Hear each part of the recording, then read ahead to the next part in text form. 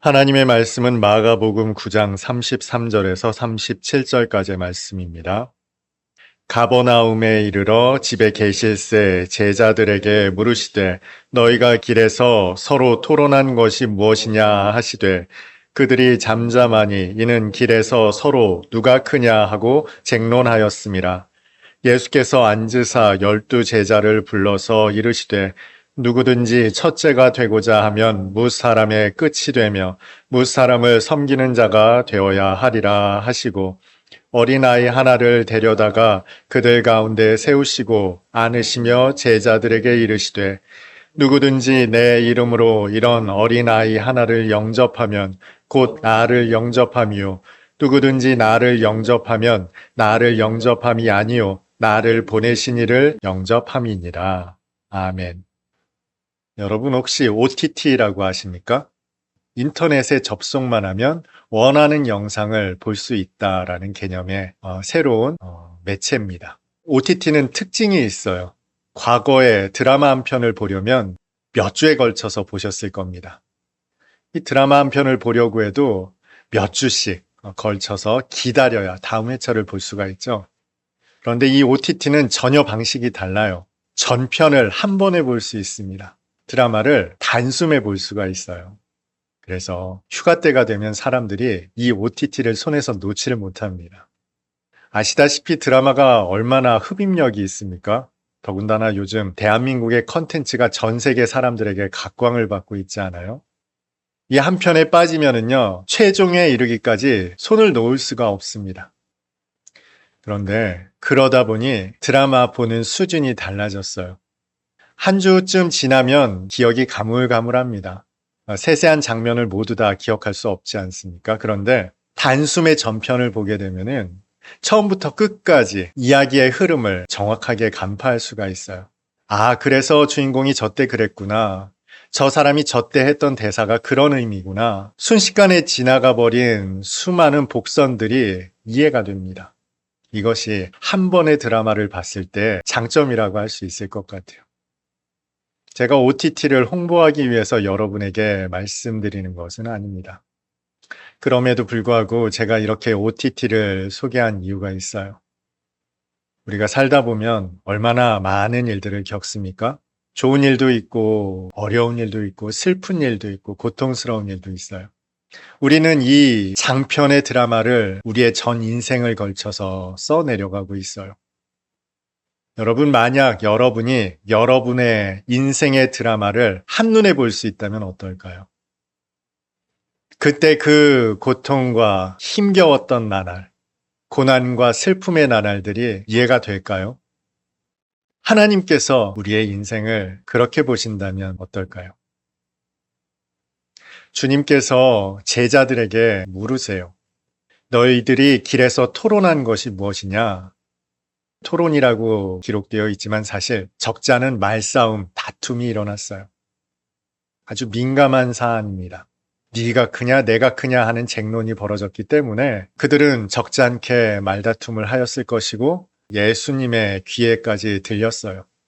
그래서 예수께서 집에 들어가자마자 제자들에게 물으십니다. 이 제자들이 예수께 아뢰 수 있었겠습니까? 얼마나 낯뜨거운 내용입니까? 심지어 예수께서 당신께서 받으실 고난을 언급한 직후였어요. 선생님께서는 고난을 당하신다는데 제자들은 길에서 누가 크냐 싸우고 있었으니 이 얼마나 괘씸한 노릇입니까? 누구 한 사람 예수께 아뢰지 못하고 머뭇거리고 있었습니다. 예수께서 모르고 질문하신 것이 아니죠. 그래서 들어가자마자 질문하시고 앉으시면서 제자들에게 한 말씀을 건네십니다. 그런데 여러분, 이 장면을 볼 때 여러분 어떤 생각 드셨어요? 예수께서 너무 침착하게 반응하고 계시지 않습니까? 불과 얼마 전에 베드로가 항변했던 사건이 있죠. 당신께서 받으실 고난에 대해서 언급하자 절대로 그런 일이 주님께 미치지 않을 겁니다. 항변했어요. 그때 예수께서 얼마나 노하셨습니까? 사탄아, 내 뒤로 물러가라. 너는 나를 넘어지게 하는 자라 하면서 베드로를 얼마나 책망하셨는지 몰라요. 그에 반해 오늘 본문에서는 주님께서 너무나 침착하게 대응하고 계시죠. 저와 여러분 같았으면 더 노하셨을지도 모릅니다. 더 화가 났을지도 몰라요.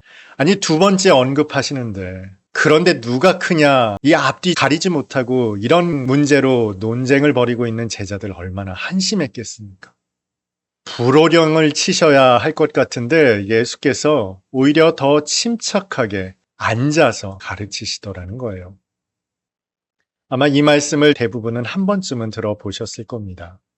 이 말씀에 대한 결론 어떻게 내리셨어요? 성숙한 그리스도인으로서 어떻게 처신할 것인가?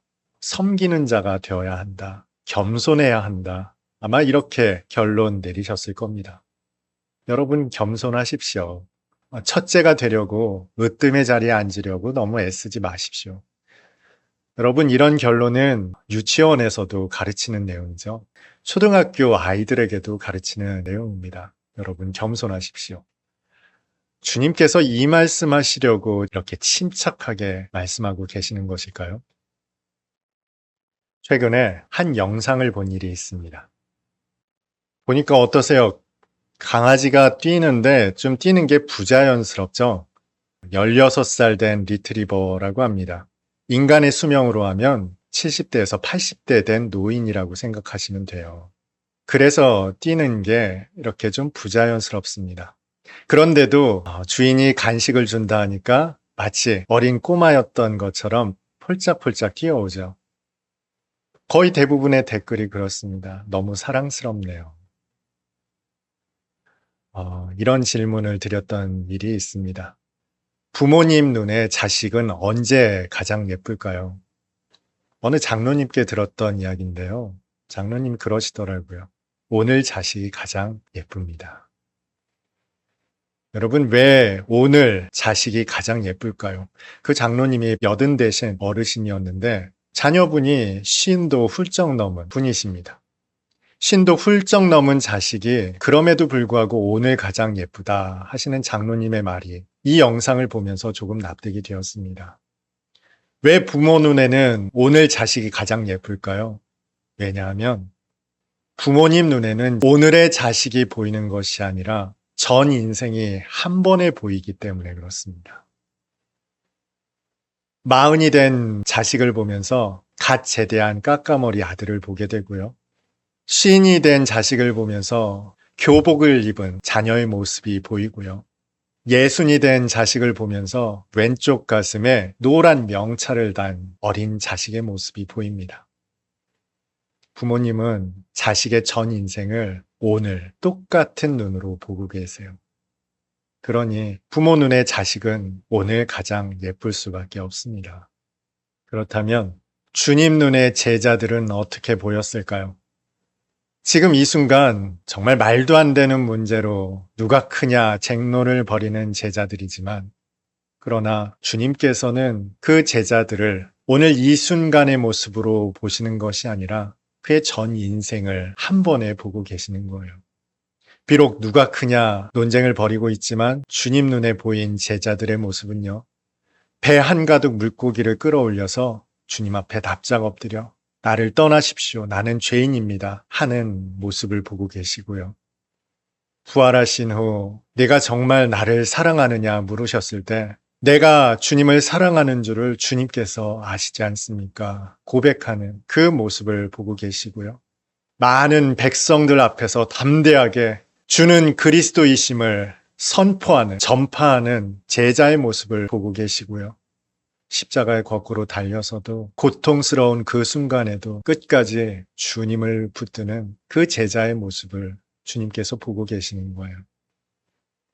주님은 언제나 제자들에게 가르치실 때, 부르실 때, 잡수실 때 제자들을 그렇게 보셨습니다. 전 인생에 걸쳐서 한 번에 제자들을 보고 계셨어요. 마치 16살 리트리버가 주인에게서 간식을 먹겠다고 부자연스러운 모습으로 깡총깡총 뛰어오는 그 모습을 주인이 보듯이 주님은 제자들을 그렇게 보셨던 거죠. 오늘 예수께서 한 어린아이를 데려다가 품에 안으시죠?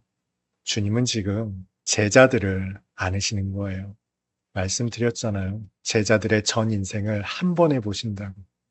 그 아이를 통해서 그들이 어떠한 죽음으로 주님을 증거하고 전파하다 다시 주님을 배우게 될지 아시는 주님께서 그 어린아이를 끌어안듯 제자들을 끌어안고 계시는 모습입니다. 이 제자들에게 오늘 주님의 말씀은 어떻게 기억될까요? 여러분, 우리가 무언가를 기억할 때 어떤 장면으로 기억해요? 여러분이 떠올리는 수많은 추억들은 장면으로 기억되어 있습니다. 오늘의 이 일을 제자들이 기억한다면 예수께서 한 아이를 번쩍 들어올려 끌어안는 모습으로 기억할 겁니다.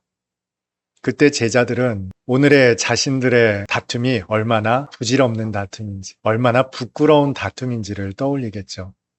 그럼에도 불구하고 그런 자신들을 책망하지 않으셨던 주님이 아이를 끌어안으셨을 때, 주님께서 이런 변변치 않은 나를 끌어안으셨구나, 그렇게 떠올릴 거예요.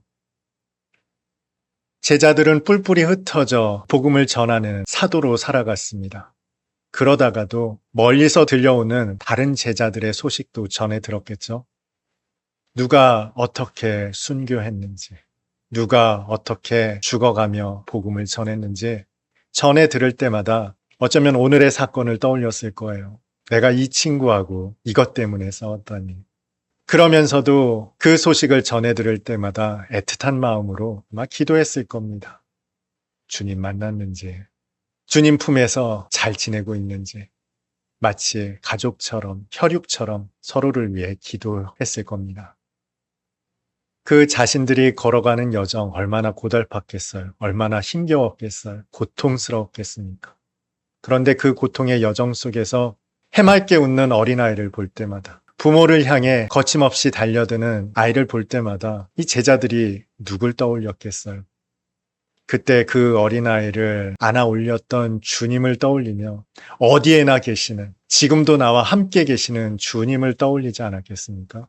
주님이 나를 이렇게 안고 계시구나, 나를 이렇게 끌어안아 변함없는 사랑으로 인도하시는구나 떠올리지 않았겠어요? 아이들을 보며 제자들은 끝까지 자신들에게 주어진 주님의 길을 마다 않고 걸어갔을 겁니다. 성도는 오늘 당장의 현실만 보는 자들이 아닙니다.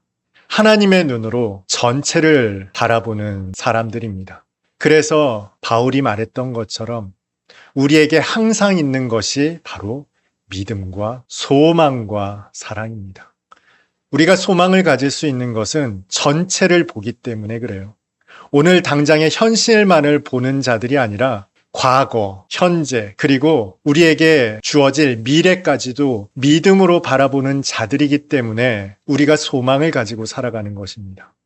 여러분이 여러분의 가족을 볼 때, 형제 자매를 볼 때, 이웃을 볼 때, 또 세상을 볼 때, 여러분의 삶 전체를 볼 때 세상 사람들과 똑같은 시선으로 오늘에만 국한되어 살아가는 자들이 아닌 것은 하나님께서 우리에게 소망의 눈을 주셨기 때문에 그래요. 주님은 지금 저와 여러분을 전 인생을 걸쳐 보고 계세요. 아브라함도 그러셨고요. 다윗도 그랬습니다. 바울도 그랬고요. 예수님의 제자들도 마찬가지입니다. 전 인생을 한 번에 보셨습니다. 그리고 그 시선을 우리가 갖기를 원하세요.